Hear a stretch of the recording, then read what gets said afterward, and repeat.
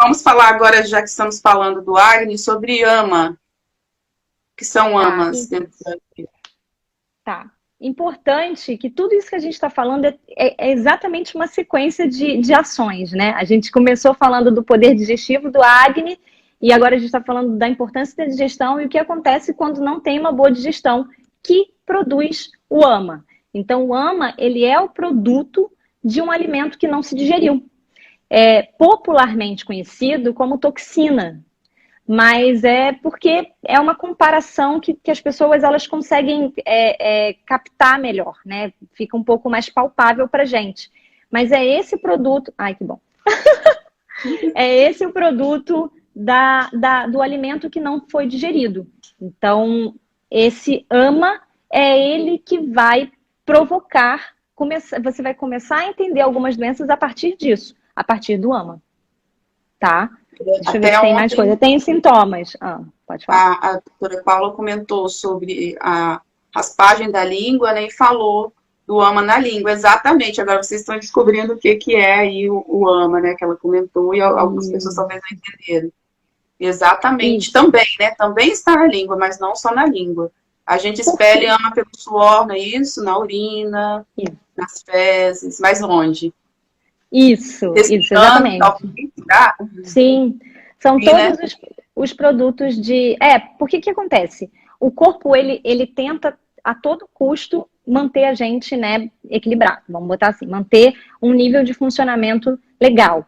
E aí, quando a gente entra em contato com coisas que vão gerar desequilíbrio, o corpo ele tenta eliminar.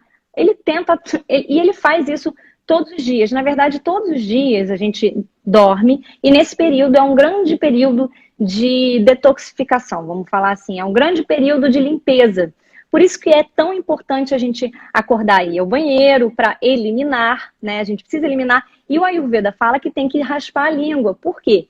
Porque uma maneira da gente eliminar essa toxina é pela pele. Então é pela língua. E por isso, quando a gente tira essa toxina, a gente está tirando o que o corpo está tentando tirar. Então a gente está ajudando o corpo ali na limpeza. Quanto mais essa capa branca na língua, significa que o corpo tá jogando muita toxina para fora. Então, que você está botando muita toxina para dentro. E ele está ali tentando jogar para fora. O suor pode ter um cheiro mais forte, as fezes, a urina. Então, esses produtos da digestão podem ter cheiros mais fortes. E aí, isso pode ser um sintoma de acúmulo de ama, né? De tentar eliminar esse ama. Também peso no corpo, a pessoa tem sempre um peso, né? Tá sentindo aquela sensação de peso, uma sensação de cansaço. Isso tudo também pode ser sinal de acúmulo de ama. Um sinal de. O que acontece? Quando vai acumulando muito, vai começando a obstruir alguns canais nossos, então vai embotando, digamos assim. Esse é o prejuízo que o ama Ah, faz dentro do corpo. podemos dizer, então, que a gente acaba ficando mais cafa? Ou não? Não tem nada a ver. Não, não, porque o ama ele tem uma Voltando. característica que é própria dele. Mas Ah, isso tudo vai gerar, né? É uma coisa que é uma parece consequência muito mesmo. isso. O ama ele é como se fosse uma entidade à parte, né? Não posso chamar de Uhum. entidade, mas ele não é, ele parece porque um leva ao outro, digamos assim, um vai levando ao Uhum. outro, tá? Mas Verdade. ele é uma coisa mais, uma coisa única nesse sentido de definição. Ele para não ter essa confusão. Mas, assim, o excesso de vata também pode, o excesso de pita também pode, porque não é. É porque a gente faz essa associação porque É, o ama ele tem esse peso, né? Então a gente acaba associando, mas não necessariamente. Tá? Tem pessoas que podem estar com acúmulo de ama e tá com pita gravado, tá? Mas ela tem outras características aí que vão fazer esse agravamento. é. Então vamos lá. Sabemos já o que é uma alimentação saudável, que são doshas, Agni, ama, e vamos saber agora o que são os sabores dentro do Ayurveda, que são muito importantes, né, na alimentação. Sim. Sim, o Ayurveda ele tem os sabores doce, o sabor salgado, amargo, adstringente, ácido e picante. Cada sabor no Ayurveda, ele é a junção, também em dupla, de elementos da natureza, tá? E é interessante porque, se a gente começar a analisar tudo a partir dos elementos da natureza, a gente vai ver que se um dosha, que é ar e éter, falta para ele água, terra e fogo. E são justamente esses elementos nos alimentos, nos sabores e nos alimentos, que são propícios para essa pessoa. Então, a pessoa que tem já como constituição mais principal, ou que está ali no desequilíbrio de um kapha, por exemplo, que é um aumento, né, que seria terra e água, ela pode usufruir de fogo, ar, éter. Então, os alimentos e os sabores, eles vão se casando ali, eles vão fazendo essa dança junto com esses desequilíbrios. Então, os opostos ali, eles super vão se atrair nesse sentido. Um vai equilibrar o outro. Então, não existe o melhor alimento. Existe o melhor alimento para você nesse momento, ou no próximo momento, tá? Então, não tem como a gente definir quais são os melhores alimentos, nem os melhores sabores. Eles vão somente auxiliar nesse processo de balanceamento.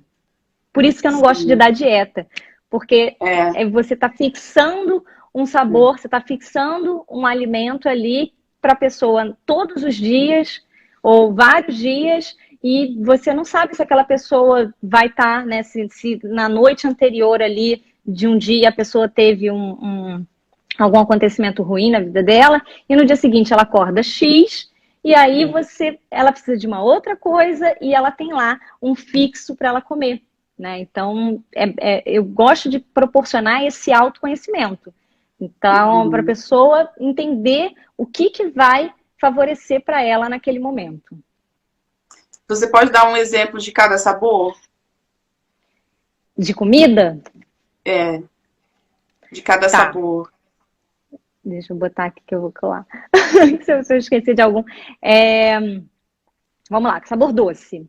Sabor doce, ele é terra e água, né? Então, ele pacifica quem é ar e éter.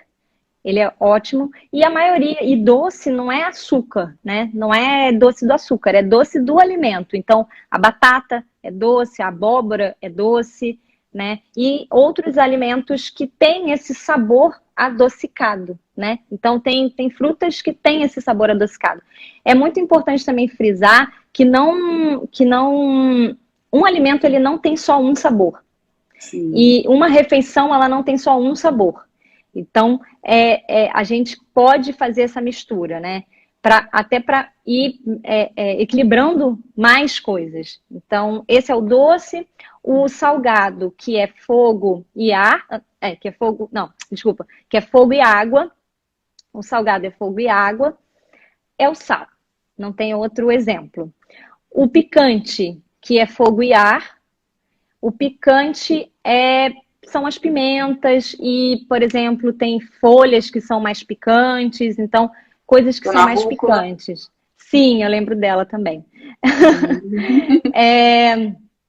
O ácido. O ácido é fogo e terra, e o limão ou frutas cítricas, né, todas elas são ácidas. O amargo é ar e éter, então, assim, a gente não recomenda sabor amargo para quem está com agravamento de ar e éter. Não é uma coisa tão matemática assim, mas é bom a gente falar. E são folhas e alimentos que têm já esse sabor amargo, né? Tipo, se não me engano, o próprio café tem esse amargo, né? O café sem açúcar, digamos assim. Ele já tem esse sabor amargo, né? E, deixa eu ver, aí o adstringente, que é terra e ar. E eu sempre lembro de frutas que tem aquela coisa que pega na boca, assim, que é uma coisa meio que puxa, fica. Caju. Isso. Olha e que também grão de bico. Ar e água. Ar e terra. Se você pensar ar e terra, você pensa o quê? Poeira, né? E exatamente essa Isso, sensação de poeira, de que agarra na garganta. Como que isso. se cruzam, né, as informações? Quanto ao sabor doce, a gente pode dizer que são todos carboidratos são sabores doce ou não? Mais ou menos, né? Sim, sim, sim. É uma comparação mais superficial, né? Maior é assim, é um sabor do carboidrato. E o Que lindo, né? sabor, Porque é, tantos anos atrás, antes da nutrição ter sido descoberta, já sabiam que quem está precisando, né, emagrecer e tal, vamos colocar mais folhas, né? Mais ar sim, aí, vamos diminuir essa isso, quantidade de carboidrato. Incrível. sim. E eu costumo brincar, até já comentei com a Paula, que eu fui me apaixonando pelo Ayurveda na faculdade de nutrição. Porque eu falo, Ah, gente, como que eles já sabiam isso? Como que eles já sabiam isso? Mas 2000 anos atrás eles já sabiam isso, não é possível. Estudando todo o sistema, de todos os sistemas morfofuncionais, não é possível. E depois estudando os alimentos, não é possível.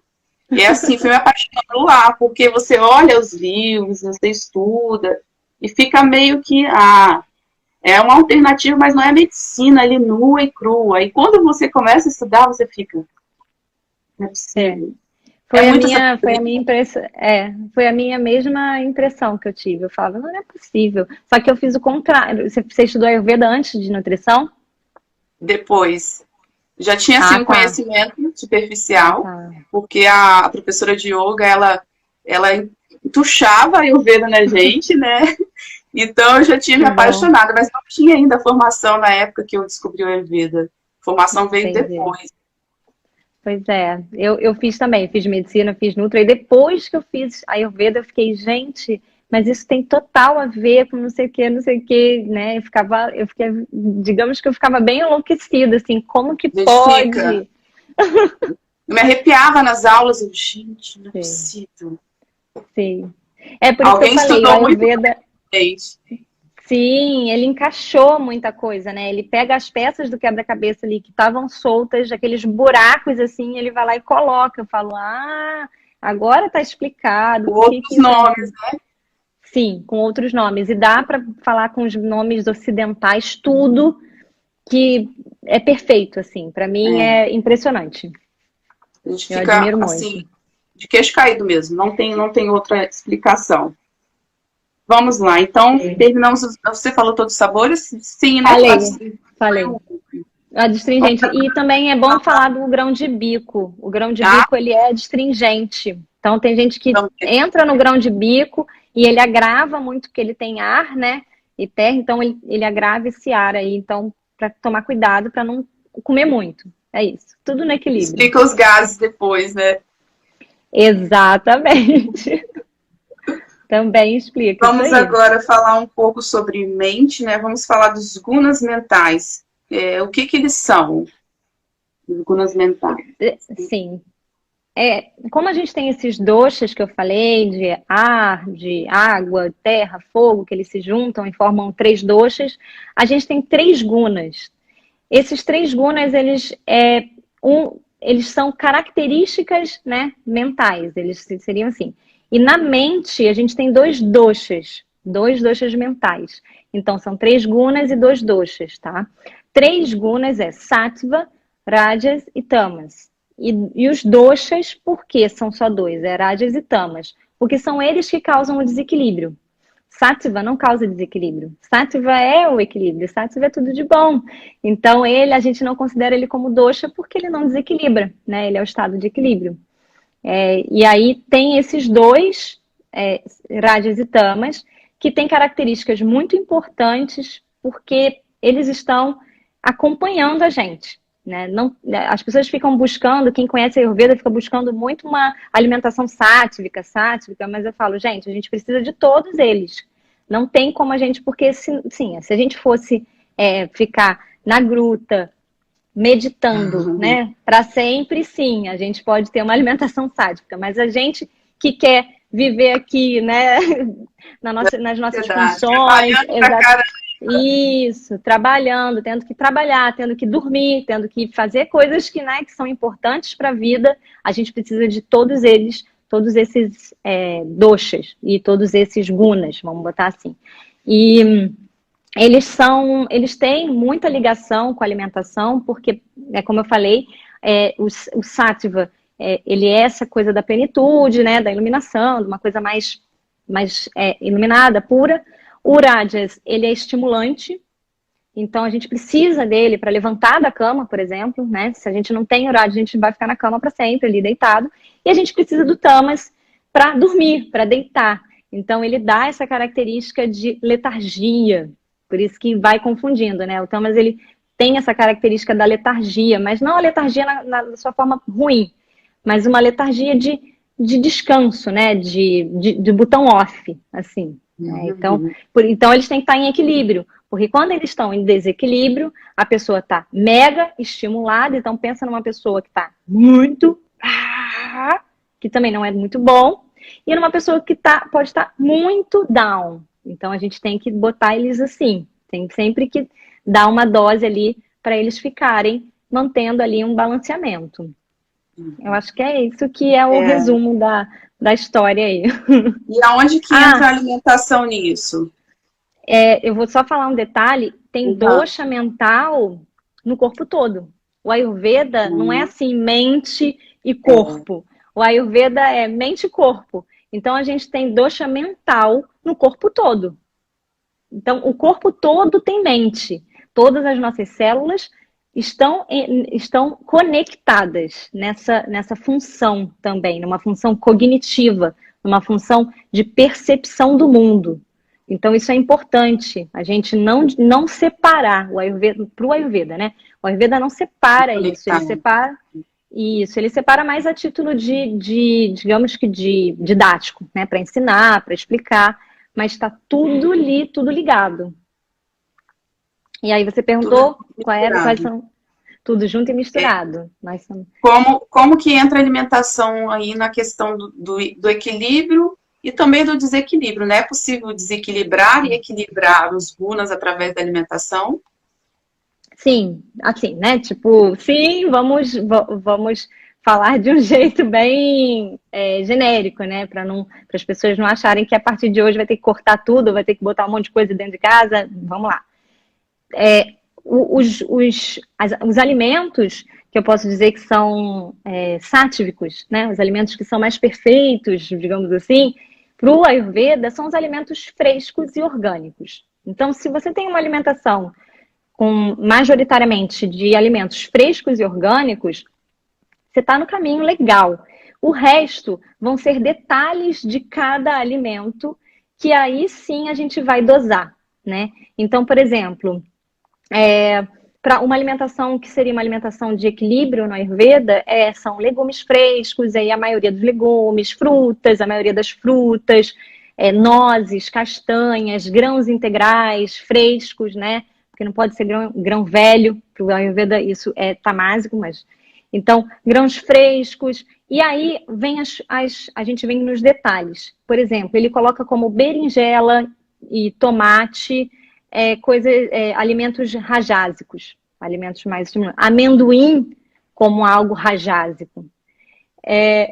Eu também amo amendoim, paçoca, meu Deus. Quem tem essa influência, muita gente fica assim, é o que a gente mais gosta, né? Tomate.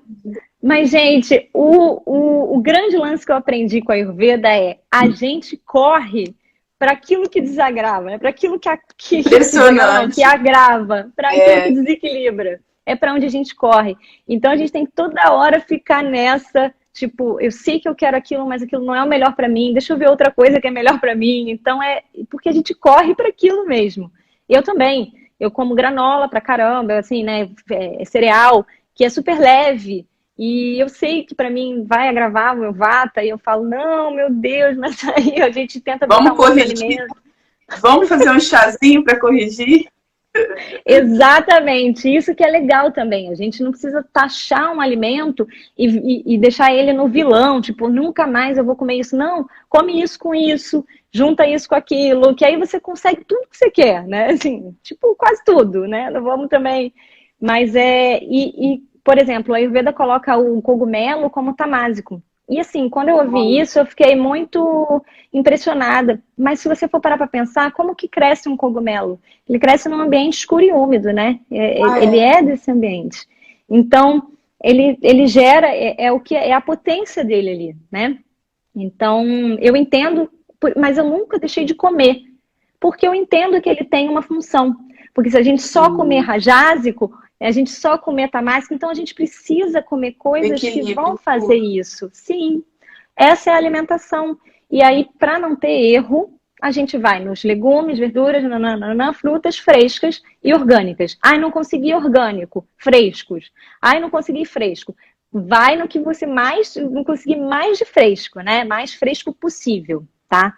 É, como que a gente, eu não sei se vai, acho que eu vou falar isso agora, porque para a gente, só para denominar, o que é um alimento tamásico mesmo? Os alimentos tamásicos são alimentos congelados, embalados, plastificados, empacotados, encaixotados. Então, todos esses alimentos Industrializado. que são todos os alimentos industrializados, eles agravam tamas, eles embotam, eles deixam a pessoa, alimentos congelados, mas aquele, né, lasanha congelada, o próprio sorvete, dependendo né, do processamento, é um alimento que vai gerar tamas, tá?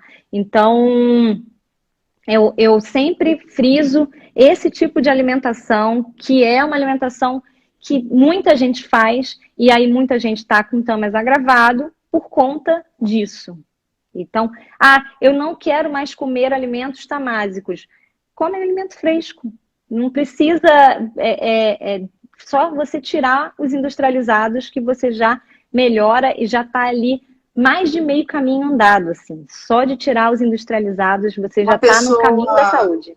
tamásica, ela tem letargia, tristeza, sensação de Sim. peso, mais o que? Essa sensação o Tamas, ele tem essa coisa do medo, né? Tem essa coisa da insegurança, tá?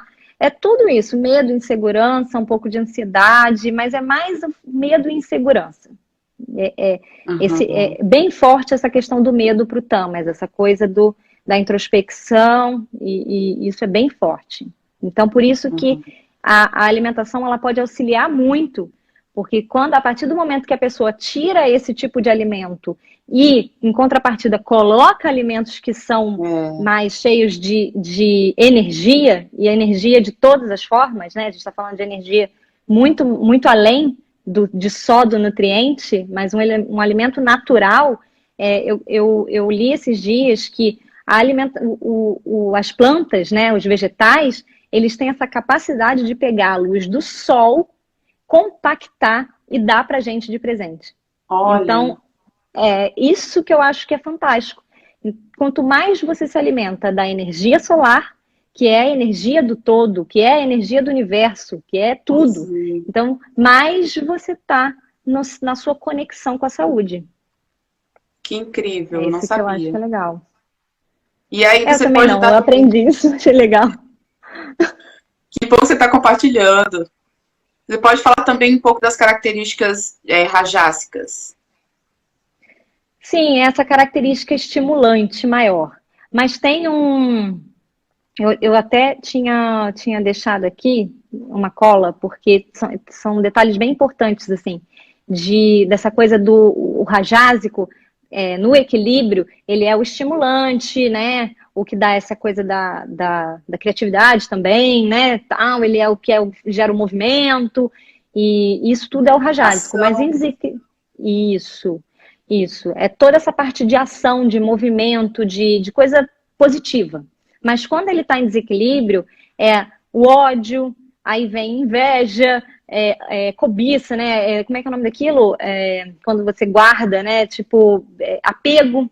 Então, essa coisa de você, não só o apego, mas de você ter essa coisa de guardar, isso, isso. uhum. Então, assim, e também Então, o Rajas é mais essa questão de raiva, de ódio, de embate, né? E a gente está o tempo todo oscilando ali. Se você parar para é, prestar atenção, a gente está o tempo todo assim. Uma hora a gente está mais assim, uma hora a gente está mais assim. Uma hora a gente está mais assim e outra hora a gente está mais assim. E isso é a dança da vida. A gente tem que aprender a entender que isso é a dança da vida. Porque senão a gente vai se apegar ao estado. Então, ai, nossa, eu tô tão irritada. Não, vai passar. Nossa, eu tô tão cansada, tô tão para baixo, vai passar também.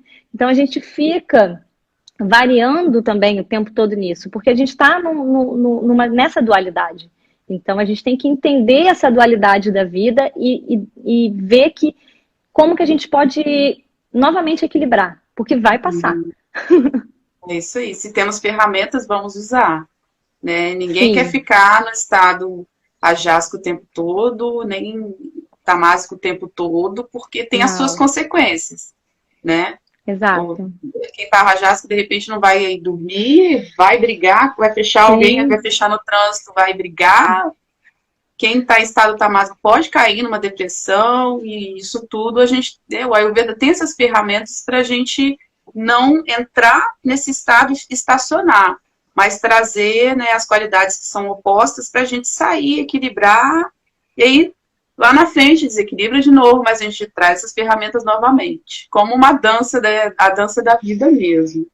Sim. Então a alimentação ela pode ajudar a equilibrar, tá, gente? Esses gunas, né, mentais, né? E agora vamos falar sobre quais alimentos nós devemos consumir para ter uma mente mais saudável. Trazendo agora esses componentes para a mente. Eu li isso recente também, que os alimentos em si, né, as propriedades mais densas dos alimentos, elas são para construir o corpo. E as propriedades mais sutis dos alimentos são para construir a mente. E estudando sobre plantas, eu senti que a nossa relação com as plantas tem que ser muito próxima, porque elas dão todo esse sabor e dão essa capacidade mental, digamos assim. Elas contribuem na nossa nutrição mental. Então, cada planta vai ter a sua característica. E eu digo planta agora num sentido de tempero, especiaria, sem ser só o vegetal, né, o alimento. Mas essas plantas que a gente pega, como gengibre, como coentro, cúrcuma, feno-grego, erva doce, cominho, enfim, açafétida, essas aí é que hoje eu vejo, pimenta, que eu vejo que elas vão dar esse tom mental.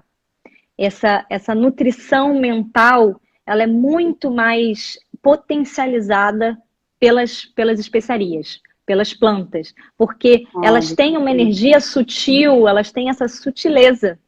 Então, é como se fosse muito mais potente, muito mais direto, né? Os alimentos, eles vão ter também, eles têm essa propriedade, mas elas vão fazer esse canal mais rápido, digamos assim, entendeu? Elas têm essa...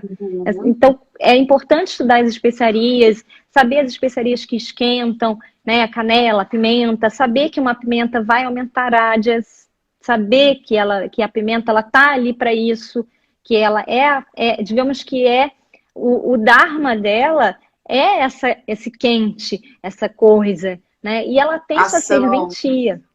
Exato. E vão ter plantas que vão acalmar, camomila, valeriana. Então, cada planta e cada tempero, ele vai ter a sua função. E eles vão ter muito mais ação na mente. Foi isso que eu tenho percebido, que tem uma ação na mente muito mais eficaz. Sim. E nutricionalmente falando também, né? Porque você precisa de tanta coisa para ter uma mente saudável, falando de nutrientes, que de repente pode até potencializar, né? Eu ouço dizer que a pimenta preta, ela potencializa o efeito do açafrão. E aí, né, o Ayurveda já fazia o leite dourado há séculos, né? E agora está na moda. Nutrição a gente estudou, o professor explicou como funciona e tal. Nossa, estão fazendo leite dourado há milênios. E potencializa. Então, olha, eu imagino para a questão cerebral, falando de nutrientes, o quanto as especiarias podem potencializar, talvez até aquele ômega, né, que a gente está, né, tomando no leite de linhaça, que a gente está sabendo. Por Exato, isso é isso que mesmo. o Ayurveda trabalha, a comida sempre é bem, tem bastante especiarias, não é para fazer moda, né, entre a culinária, não, tem um porquê. Não, Não é à toa. é nada em vão. Nada tá ali para ser em vão. Tá tudo ali de caso pensado, né? Quando você tem o conhecimento, tudo é de caso pensado. Você vai colocar aquilo ali que você vai sentir que hoje minha digestão não tá legal. Vou acrescentar esse erva doce aqui, vou acrescentar um pouquinho, dependendo da pessoa, de uma pimenta, dependendo da pessoa, de um gengibre. Então, cada especiaria ela vai ter uma propriedade e vai ajudar. E cada planta e cada alimento também, ele vai se combinar ali para ajudar. O próprio ômega 3 que você mencionou é ótimo para a mente, é ótimo, né, para as células cerebrais, e ele não tem só um modo da gente obtê-lo, a gente pode obtê-lo através de algas marinhas, né, de linhaça, então o tofu. Então tem como a gente obter esse ômega 3 de diversas formas alimentares, que eu acho que isso é bem legal, a gente precisa, é necessário para a saúde. Sim. E ainda bem que temos, né? Ainda bem. Sim, Vamos ainda lá. bem.